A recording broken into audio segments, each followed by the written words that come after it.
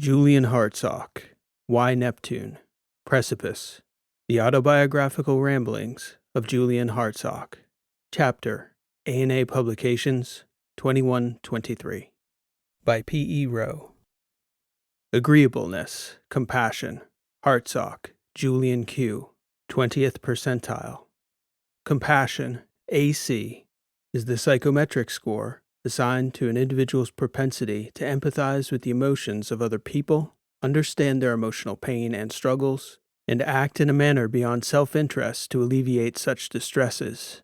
Individuals low in compassion are unlikely to go out of their way to help others selflessly. They typically act more in accordance with self-interest.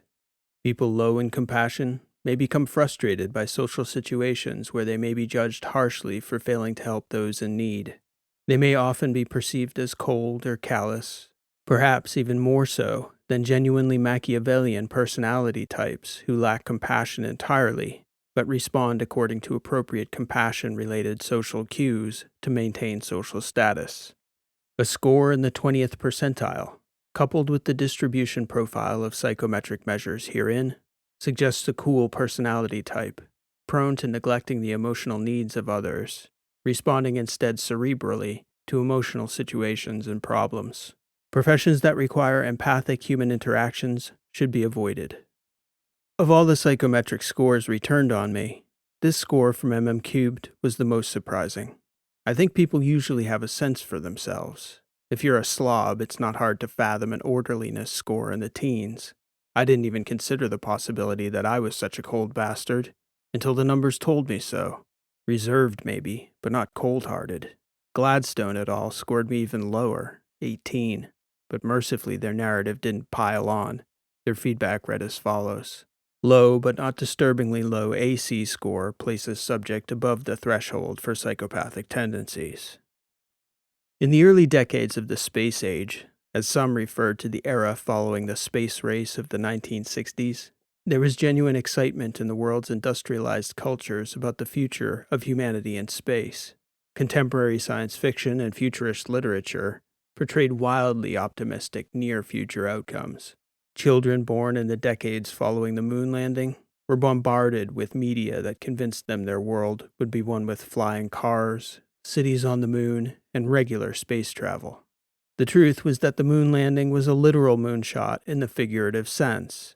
The most improbable and insanely unlikely outcome was its success, fueled more by the pressures of the Cold War between the United States and Soviet Union than by any realistic scientific or commercial ambitions.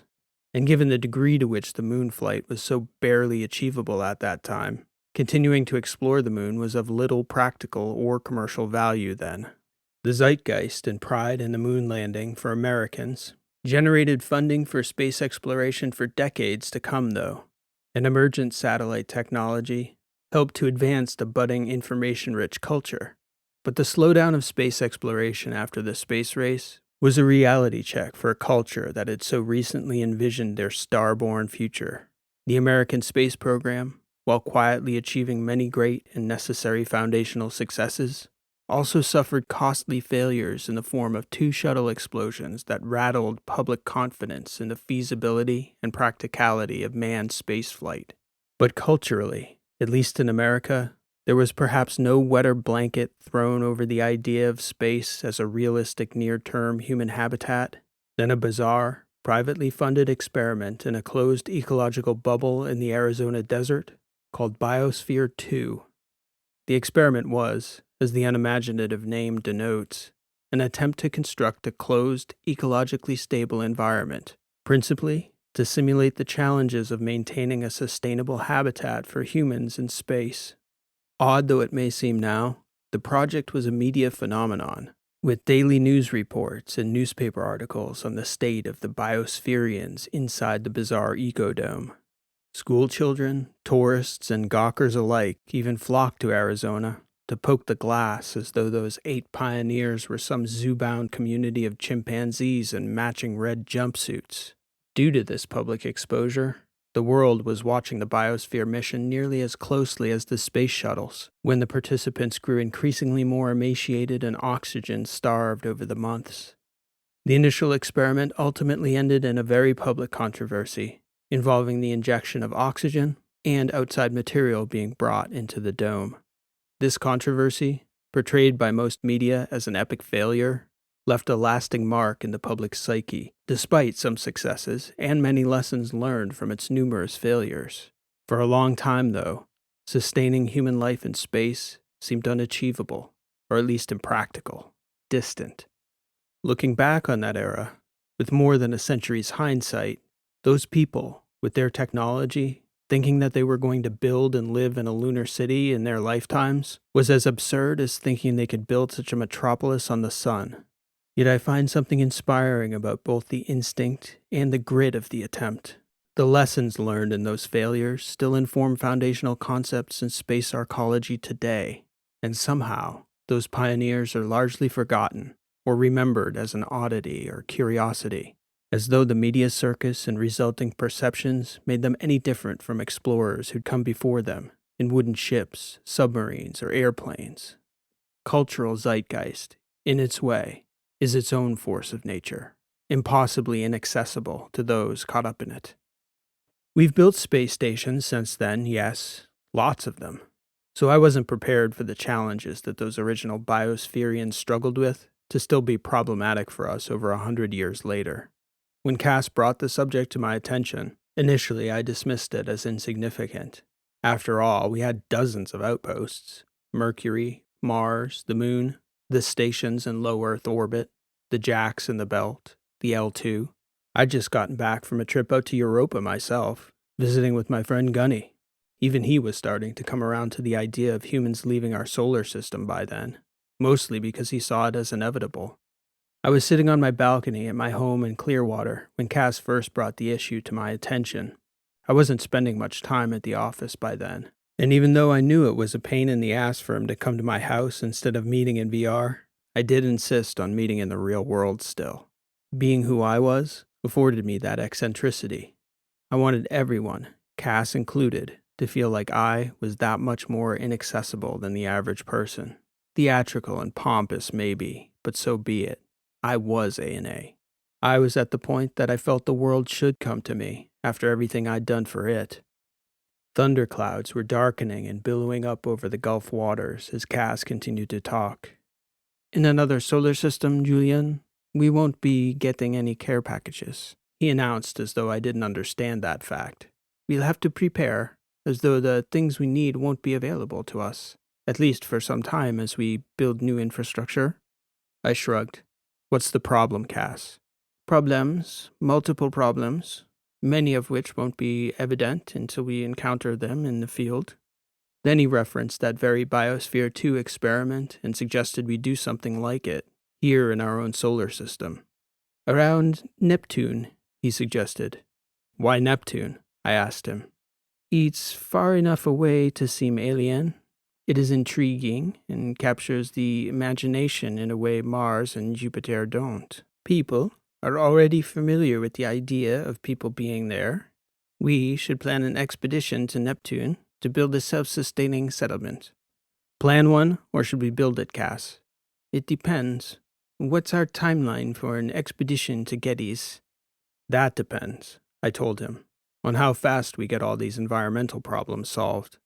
He shrugged his shoulders, looking at me and shaking his head. I didn't have a more accurate answer than that. A Neptune project would serve as a decent cover. You could mask our intentions for an interstellar mission behind it, Julian. Preparations for Neptune could serve two masters and seem entirely unsuspicious. We could use it to recruit key people, select appropriate cargo, and if we decided to build it, we might even find Neptune far enough from Earth to make resettlement on Geddes unnecessary.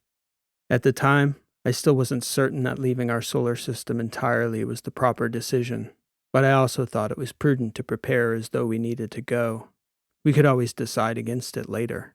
You couldn't spin up an interstellar mission with tens of thousands of colonists overnight. You could cancel it in an instant, though, however difficult the fallout might be. Get me some literature, I told Cass. Specs, if they're out there, would be good. Somebody must have proposed something relevant. Cass shrugged. Nothing inspired. Functional, I told him. We can worry about inspiration on our actual projects. This is just speculative at this point. I wanted to talk to someone new. Of the handful of people who knew of my intentions to leave Earth, I wasn't sure any could articulate real concerns against me. More to the point, I wasn't sure I was capable of listening to real concerns from them if they voiced them. I'd never felt so distant, stereotypically separated from real concerns of real people, like a king or an emperor who couldn't relate to the commoner in the country. I hated the feeling. But I also didn't know what to do about it. A&A had to run, so I didn't have the luxury of a midlife crisis. Cass dumped a slew of files on me that night. Most of them were relevant to the jacks and the belt. I was familiar with a lot of the engineering concerns there, having overseen so much of that early work. But again, these weren't ecosystems so much as outposts, apartments and asteroids. In Cass's files, there were a few serious proposals for O'Neill-type cylinders in the asteroid belt, and the more I read through them, the more I liked the idea. We could turn a modest-sized asteroid into a modest-sized city by hollowing it out, running a drum about 5 miles in diameter, 40 miles deep in the rock, spinning it, filling it up with an atmosphere and amenities, and that would serve as our own experiment in sustainability in space. Only I did like Cass's suggestion to get further out. Neptune seemed like a step, a real step. I spent a lot of time in the following weeks looking for the right rock. I also spent a lot of time reading. A name kept coming up in my literature search. Avery Daly. She was an ag specialist. She'd been a first or second author on 16 papers in 2 years on a process called minimal growth agriculture. And she was just a kid, not even 24 yet. The more I read, the more I thought it might be good to talk to someone about the process. Because the biggest problem in the biospheres, from what I could tell, was mastering the balance between plant and animal life, oxygen and carbon dioxide, food and waste, heat and light. All needed to be in steady balance, and minimal growth was like a cheat code. We could grow our food without growing the plants that produced most of the calories and biomass, which meant we could grow other plants elsewhere. Trees and grasses, flowers and vines. I spent several hours watching lectures on the process from her mentor, as well as some on-site talks about their lab on Mars. It was clear she was sharp and engaged. I was thinking about having Flor send someone to bring her in. Then I thought, what was I doing in Florida that I couldn't do from space? I figured I'd go to Canur where she was working, get a bigger view of things. I made numerous calls over several hours, jumping through the proper hoops to take out one of the FTL ships. I got a call from Flor. Julian, what the hell are you doing? What do you mean, Florence? I'm going to Mars to look into this ag process for the cylinder. To look into the process or the girl? Both. She's 23, Julian. And you want to what? Pick her up and take her for a ride in your spaceship? Sometimes I wonder what the hell goes on in that head of yours. Jesus, Flor, she's just a kid. My interests are strictly professional, you know that. Then why not go visit with Penny up at UNH?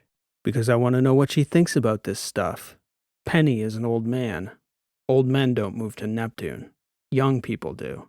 I don't talk to enough real people, Flor. Or young people. I wish for once you had a sense for the optics, Julian. If you insist on going, I insist on accompanying you. I'm sure she'll appreciate you chaperoning, Flor. See, Julian, you're being sarcastic, but she actually will. It blows my mind how you think it would be appropriate for a middle-aged billionaire to randomly pluck a college girl off her research post to jaunt around the solar system for the afternoon. Just really.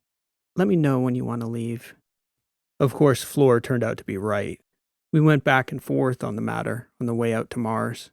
The manifest was just us, the captain, and the 2 techs, human backups to the real pilot, the Mark I AI navigational domain, as though I couldn't have done the math if we got into a pinch. Even when you own the ship, build the ship, and design the computing framework, you're never free from the constraints of corporatism. This was my point to Flor. This is not me being corporate, she told me. This is basic human understanding, normal social cues. I know you're genuine in your intentions, Julian, because I know you. Nobody else does. You can't just ignore perceptions. I don't care what people think of me, I told her. I wasn't thinking about you, Julian, you selfish bastard. You should know that by now, really. I was thinking about the girl. Floor was joking. Mostly. Anyway, as soon as we got out to Mars, I realized, yeah, it would have been weird. Even walking in there would have caused a stir, like everything else I did. It was going to take about 10 minutes for it to get back to NASA in India that I was poking around Kannur.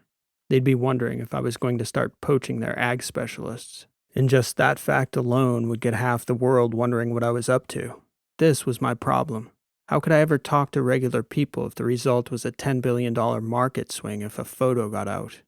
Floor offered to shuttle down and pick up Ms. Daly. As always, she had those corporate concerns top of mind, and all figured out, of course. Florence returned with 2 young ladies, Avery Daly herself and her friend Saji Heron, which was the deal breaker. Even with Floor along, Avery was reluctant to come by herself, despite Kannur's mission operator practically pushing her out the door, presumably hoping additional funding would come back with his young superstar ag specialist. I certainly didn't mind Ms. Heron tagging along, though I had no professional interest in a top-tier drone operator's thoughts on our cylinder project. She was much friendlier than Ms. Daly, though, who seemed skeptical of the whole scenario. Ever been to Neptune? I asked them as they floated into the sitting area. My God, I'd have killed for him in this spacious on the way out, Saji Heron said. Did you come out on the Perth or the Ake? I asked her. Neither, she answered. I came out the old-fashioned way, 7 months on the Starshiner. I've never been on an FTL flight. And you, Ms. Daly? I asked her. I came out on the Ake, and no, we didn't go to Neptune. Our turnaround was out in empty space. Welcome to the Mirror. Is this your ship, Mr. Hartsock? Ms. Heron said. I shrugged. Call me Julian, please. And yes, I guess technically they all are, because ANA is the only fleet with FTL capabilities presently. But I can't just grab the keys and go for a joyride, as it were. There are all kinds of hoops even I have to jump through. Please secure yourselves for travel, the Mark 1 AI announced.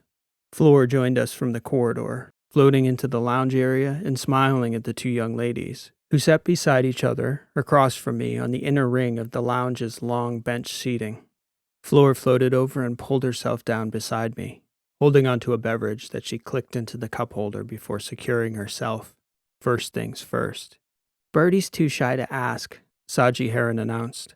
But I'm not. Is this some kind of billionaire pickup thing? I'm sorry, Birdie? I answered. Nobody calls her Avery. She's Birdie. And she wants to know if this is your way of asking her out, because she has a boyfriend. Told you, Floor said. No, Birdie. That was not my intention at all. Julian is brilliant, Floor joked, but he's not that smart. Thank you, Floor, I said. I was hoping this conversation, if anything, would be more of a job interview. But no pressure. I'd really just like to pick your brain on a few things. I read all your papers, and I was impressed by your work. Why are you reading ag journals, Julian? Saji asked. I thought you built spaceships and space elevators and such. Let's wait till we get to Neptune, I suggested. I have an interest, a great interest. Saji couldn't stop talking about the transit, the miracle of it. She had a lot to say about those 7 months on the Starshiner, too. The Mirror was a cruise ship, relatively speaking. That was true. The idea that we could be halfway out of the solar system in 19 minutes was a revelation for her, as it was for all of us. None of us had felt the pain of half a year lost creeping to Mars, though. Avery, or Birdie as Saji Heron called Ms. Daly, seemed unimpressed. Or perhaps that was her manner. It was difficult for me to tell. Floor did a little work trying to break the ice, but Birdie seemed about as interested in the small talk as I did. When we got to Neptune, I asked Birdie if she would mind joining me along the outer ring. I think she'd taken a certain enough measure of me to understand that my intentions were professional, or at least entirely platonic. So she joined me in one of the small rooms along the outer perimeter of the circular concourse. We rotated the hub so that we were looking out at Neptune, back toward the sun, floating weightless by the window. I imagine you didn't expect you'd find yourself here, I said to her. Not today. Maybe not even a few years ago. Definitely not a few years ago. I'm sorry, Bird. Is it weird if I call you that, Ms. Daly? I prefer a first-name basis, but I wonder if that wouldn't sound as odd to you as it feels for me to say. It's what people call me, Mr. Hartsock. It's not too familiar if that's what you're worried about. Bird, then. If you'll please call me Julian. You don't work for me. Yet, that is. She smiled at the view, but I got a sense she was holding something back. Why Neptune? She asked. In order for my skills to be necessary, there need to be mouths to feed, Julian. And as beautiful as this view is, there's no one out here. Intrasystem transits being what they are now, I'm considering changing that fact. Yeah, but why Neptune? Why not more people on Mars or Europa or the Jacks? Why so far out? That's part of it. I'm not overly inclined to share everything, but the point is to build an independent, self-sustaining outpost far from Earth. I'm sworn to secrecy, she said, smiling. I'd like to know the scale. Let's call it much larger than Canur. She looked puzzled and perhaps slightly offended by something. Why the NDA, Julian, if you're not even going to talk about what you brought me out here to talk about? Did she? Floor? Bird said, nodding. Non-disclosures, yeah. She insisted on it. Both me and Saji. Oh, I'm sorry about that. No, I mean, I've signed probably 30 different waivers at Canur. For my research, for other people's research, for NASA, for the outpost itself. I pretty much can't legally talk about anything now except sports, she joked. Okay, well then. Do you see those little dark spots out there, Bird? I pointed to the area out the window where the L4 Trojans were, though they were tough to make out. Lights, I said, dimming the room's ambient lighting. Still tough to see, she said. Give it a minute for your eyes to adjust. When it comes into focus, you'll be looking at a cluster of asteroids caught in Neptune's fourth Lagrange point. They're called the Trojans. The one I'm interested in is called Cleide. I'm toying with the idea of hollowing it out and building an O'Neill cylinder inside her. Are you familiar with the concept? Space station architecture isn't exactly my wheelhouse, Julian. It's a pretty simple concept, really. We build a massive cylinder about 5 miles in diameter. Then we spin it to create gravity, fill it up with atmosphere, a couple reactors for heat and power. Then we build a megacity inside, more or less. 5 miles in diameter? Thereabouts, though the diameter will be slightly less than the inner layers. I figure we'll have to build several layers into the design. I'm thinking probably 40 miles in length. 2 cylinders, actually, 20 miles apiece. That's huge. Compared to Canur, yes. That would dwarf all the environments on Mars hundreds of times over, just in surface area. I'm thinking about the acreage relative to Boston. My geometry's a little suspect, though. It's about the surface area of Rhode Island. Her eyes grew a little wider. And you're talking to me, so you're thinking about minimal growth feeding what? 1 million people? 5 million people? That would depend, Bird, on how many people we could feed that way. Surface area is not a problem, just the amount of water. We need the largest network of algae tanks ever created. I need to do a lot of math, but I mean, this is crazy. You know how new this is. We're so far from that scale, it's like I can't even find a metaphor. You know I built a space elevator, right? Yeah, but I mean, the technology isn't remotely ready to be scaled that way. My point, Bird, is that when I started the Clearwater project, we were nowhere near ready to build a space ladder. 5 years later, we started at the bottom and worked our way up. This is much more achievable. She was shaking her head in disbelief from what I could gather. So I was working on my speech in my head already, Bird said, about my contract at Canur, not wanting to let Professor Penny down, or Antrim. Antrim? My supervisor, she explained. I strongly suspect they'd both be thrilled if this materialized, even if it meant I had to leave to do it. Most of the processes we use, though, are patented. I couldn't help but let out a laugh. She looked over at me, and then I really started laughing. I'm sorry. I know. Such an arrogant asshole, right? Okay, so you'd acquire the patents, and then A&A becomes the future of agriculture and space. And then what? Scale up a couple hundred cylinders like this one in Earth's orbit, and control the entire human race's agricultural production? Is that the endgame here, Julian? I started genuinely laughing. What? You think this is funny? Does the prospect of immiserating the entire world's population give you pleasure? No, God, have you misread me, my young friend? I said, shaking my head. I hadn't even nearly thought that far ahead, but I'm genuinely blown away by the cosmic scale of villainy you think me capable of. Immiserate. Great word, by the way. I'm a little sensitive to this, you know. I understand what we're creating on Canur, our research.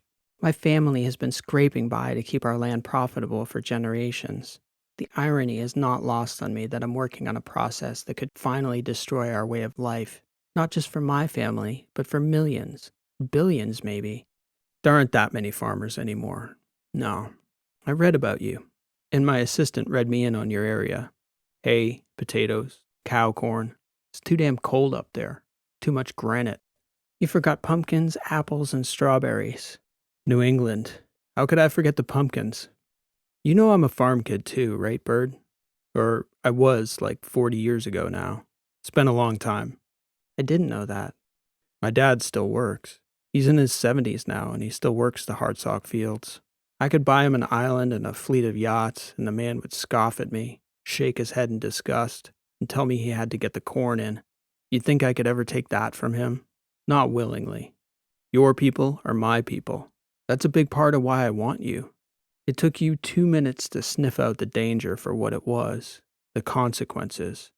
I don't always know what the hell I'm doing, but I have good instincts about certain things. Somebody's going to acquire your patents if I don't, Bird, and they'll have bankers. That fact is not lost on any of us at Canur, nor Professor Penny. God, Bird, I did not expect our conversation to go this way. I should have figured it. Every truly revolutionary person has their own minefields to negotiate. Have you talked to anyone about this? This problem specifically?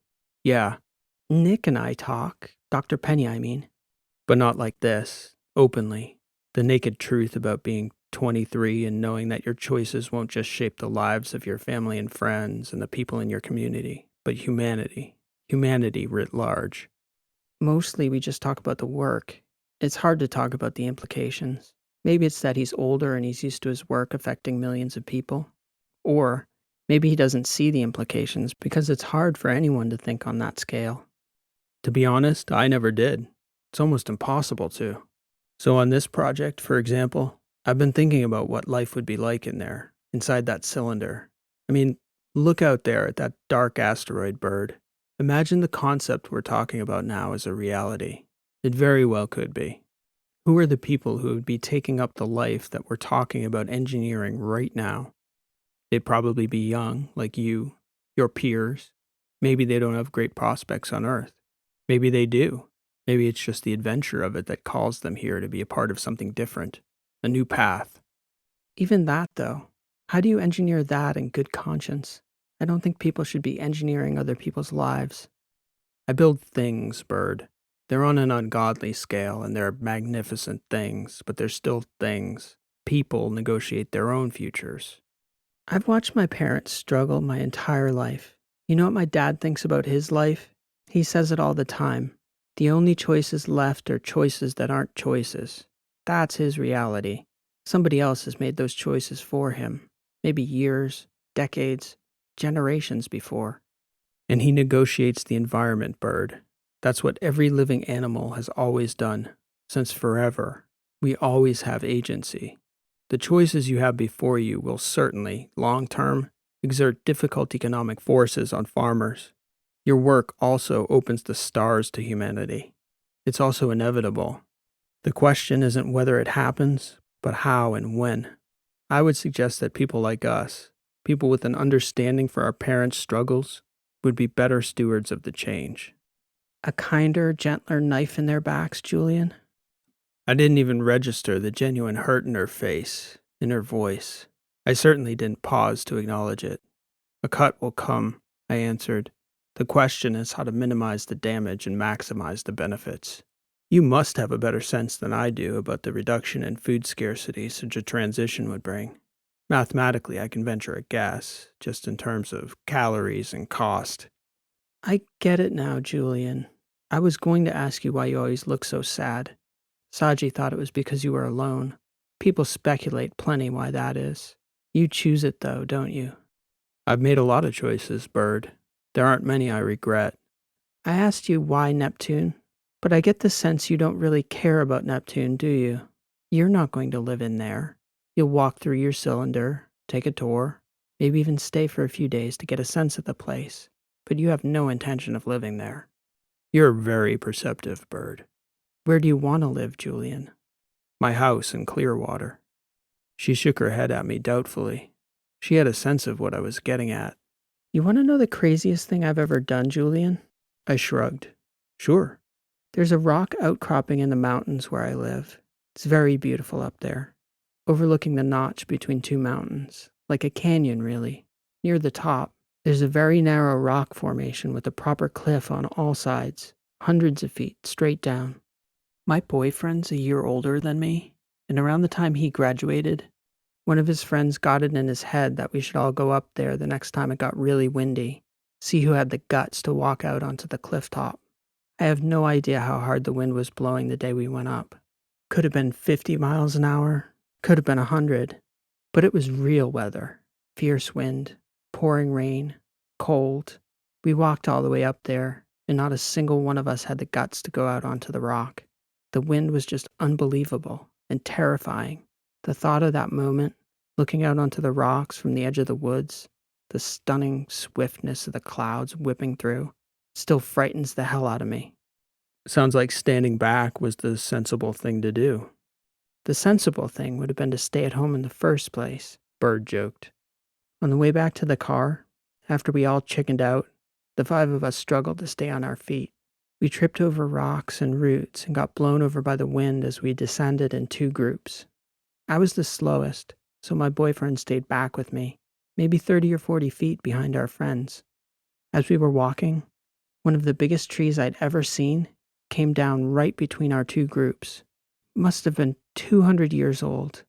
With the wind and rain in our eyes, none of us had a chance of seeing it fall. It was just a sudden, tremendous crash that shook the ground so violently it knocked me and my boyfriend right off our feet. We suddenly found ourselves lying on the ground in the mud with no idea what had happened. Then we heard our friends on the other side of the tree screaming. They thought we were under it when it fell. The way they screamed. I've never heard a sound like that from another person. And for a very brief moment, I thought about not shouting back at them, just out of curiosity, not to scare them or prank them. But I was already yelling to them that we were okay, almost before I could think to hold back. And the rest of the way down, after we'd crawled over the trunk of that tree, every single one of us was always looking up at the canopy, the massive old-growth trees, tons and tons of rain-soaked wood waving over our heads like reeds or tall blades of grass, just dangling over us, shifting in the gale-forced winds. When we finally got down to the safety of the parking area, scared out of our wits, properly humbled as we deserved to be, that's when it hit me that not a single one of us had actually noticed the real danger because we'd been so fixated on the terrifying prospect of crawling out onto the rock in 3-digit winds. Bird stopped talking, but the way she tailed off gave me no sense of finality, like she'd forgotten to signal her story was over, so I thought she had more to say. She didn't, though. The silence got too awkward for me. That's quite a story, I said. What's the craziest thing you've ever done, Julian? I don't think I've done it yet. Why Neptune, Mr. Hartsock? This cylinder you want to build? Is it the trees, the cliff, or something else entirely? That was a hell of a question. I didn't have a proper answer to it yet, so I didn't answer her. I need to hire you, Bird. I'd like for you to think of terms you'd find acceptable. I understand you're on contract with Canur still, but A&A will buy you out of it and make a generous donation as well. I'll get you the team you need, the equipment you need, everything it will take to make the leap we need to make.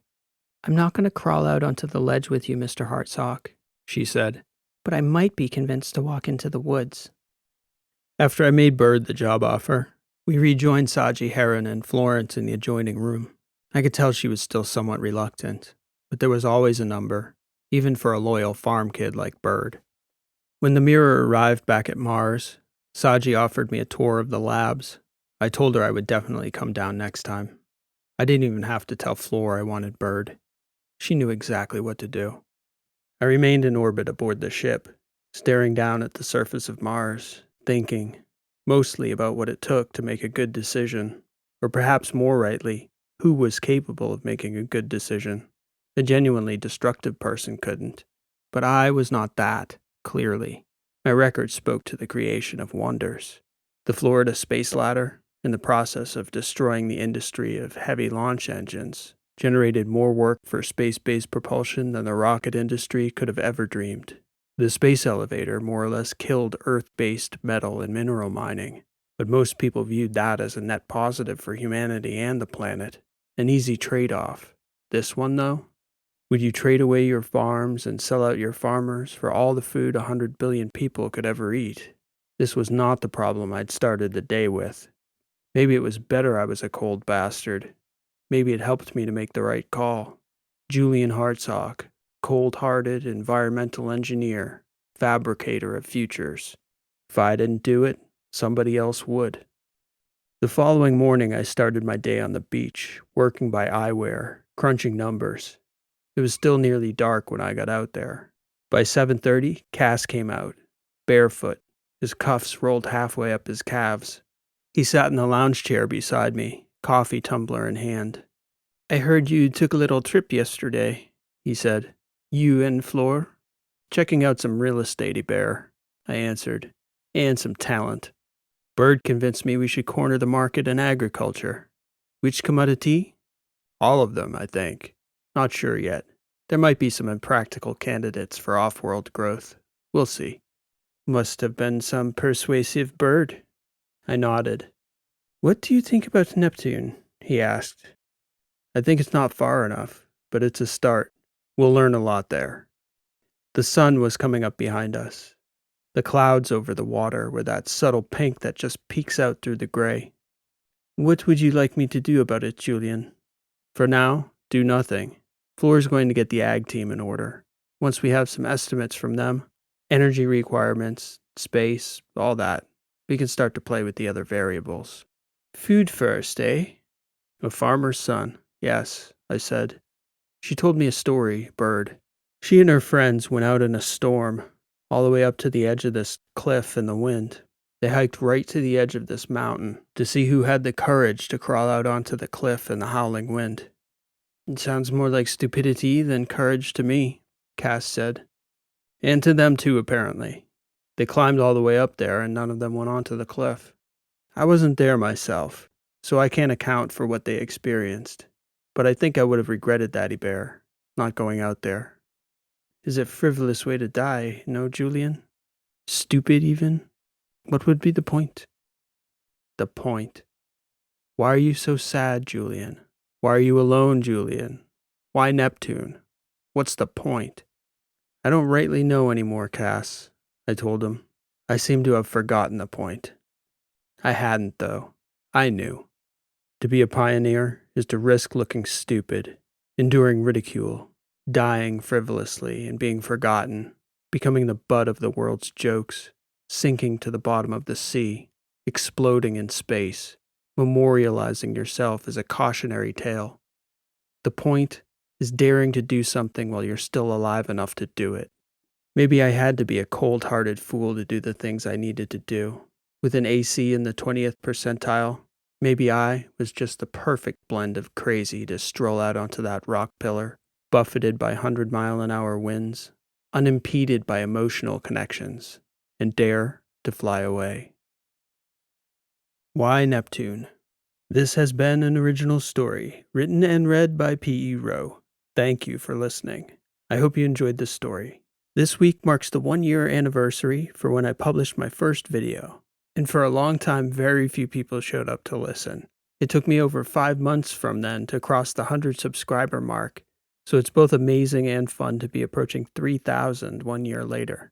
I'm hoping we can continue to grow in the coming months and years, and I'm grateful to have you along for the ride. If you're new to the channel and may not be aware, I'm anthologizing these weekly stories in collections, which are available in paperback, ebook, and audiobook. The most recent collection, Age of Deception, is available now through my Bookstore, which is linked in the description below, and is now available on audiobook as well. Because I had such a long interval between collection 2 and 3, it gave me a chance to be very purposeful about the stories I included in this book. I've had quite a few new viewers ask me over the past few months what the best order is to listen to the stories. My first answer is always the playlists, which I try to group together thematically and in chronological order. I did the same thing with this collection, which has quite a few channel favorites in it and follows a chronological order on a tour through the battery systems, where most of the interrelated stories on the channel are set. So this collection is a great way to get oriented in the universe where most of my stories are set. Every book, ebook, or audiobook sold goes to help support the creation of more stories like today's. So if you're new to the channel or would just like to support it and get something in return, please stop by my bookstore and check out the new collection.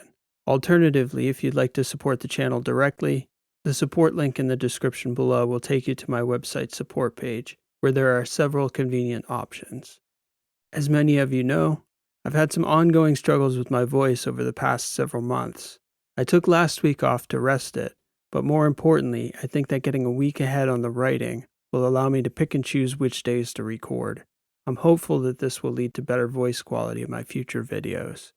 I'd like to thank speech coach Jimmy Cannon, who has been extremely helpful over the last few months, both through his excellent content and through correspondence. If you're struggling to speak for any reason or purpose, I definitely recommend checking out his channel.